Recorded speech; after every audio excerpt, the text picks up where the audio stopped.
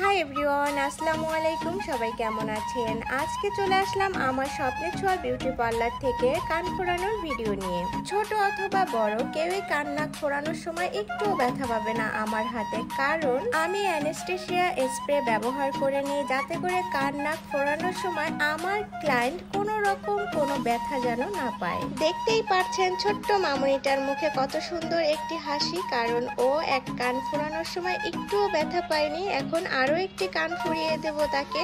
আমাকে বলতেছিল, আন্টি আমি একটুও ব্যথা পাইনি, তাড়াতাড়ি আমার আরেকটি কান ফুরিয়ে দাও। যেই কথা সেই কাজ, আমি একটু দেরি না করে ওর কানটা ফুরিয়েই দিলাম।